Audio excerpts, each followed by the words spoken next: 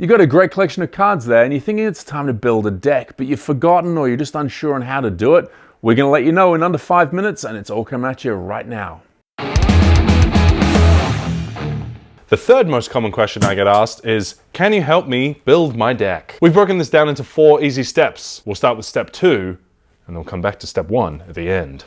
The types of decks we're talking about today are just 60 card constructed decks like Legacy, Modern, Standard, and casual play formats like Pauper. Only play 60 cards. These 60 cards are usually broken down into 24 lands and 36 spells. 36 spells, that kind of means everything, like your creatures, enchantments, instants, sorceries, planeswalkers, anything, that's a spell. Don't play more than 60 cards. The reason why your deck is constructed this way is to make sure that you see the cards that you want to see. If you play less than 24 lands, you may never see one or enough or the right colors to be able to play any of these spells. A good way to think about the 36 cards in your deck is 9 play sets of 4 cards. This is going to ensure that your deck is consistent by you drawing a similar range of cards each game. Playing 4 copies of a card in your deck generally means you want to draw it every game. Playing 3 copies of a card is when you want to play something like a legendary, where you don't ever want 2 of them in play or too many of them in your hand. You'd play 2 of a card in a deck when you don't want to see it every game because it's really expensive or extremely conditional.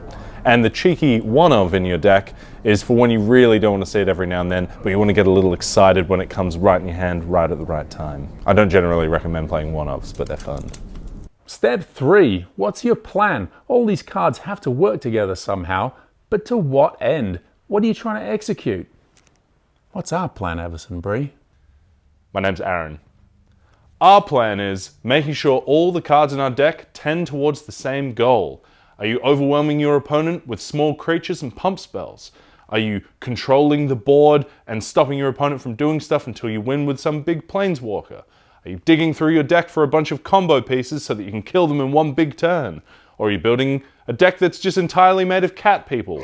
The world's your oyster. Just make sure you're not sticking cards in there that don't tend towards that overall goal.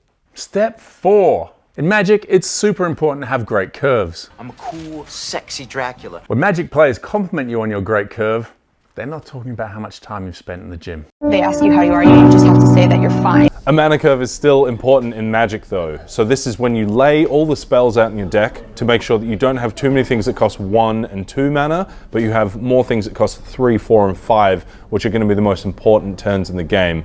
And you don't want too many things that cost 6, 7 plus, because you're going to get stuck in your hand. So this will ensure that your best draws curve out by you playing a 1-drop, a 2-drop, a 3-drop, a 4-drop, a 5-drop, or something along those lines. The reason you play spells along this curve and play 2 non-lands for every land that you have in your deck are so your opening hands have a land and a spell a turn, and then you'll be drawing less lands as the game goes on. Step 1, here we are, we came back to it. What are you building this deck for? Winning really isn't everything. Sometimes you just want to play a deck because you like the tribal theme.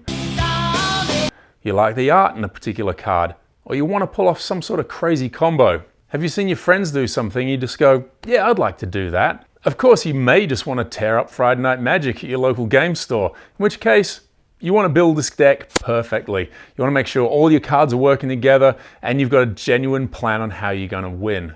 How you might build this deck will depend upon your metagame, but we'll talk about that in a later video. Don't forget, this is all just a guide, not a rule. I've built aggressive decks with 18 lands in them. I've built control decks with 27 lands in them. This is a great place to start. There's no reason to reinvent the wheel because people have been playing Magic for 26 years and they've found that this formula works. In future videos, we will talk about building aggro decks, mid-range decks, control decks, but we'll also talk about limited decks, which are 40 card decks for draft and sealed. Thanks for joining us for our quick how to build a Magic deck tutorial. If you want to see more of the videos that we've done, you can see players that you've met at every Magic event here. And maybe one of our past videos here. And then don't forget to subscribe, sort of here. It's Seven Land Hand! Live on tape from the internet.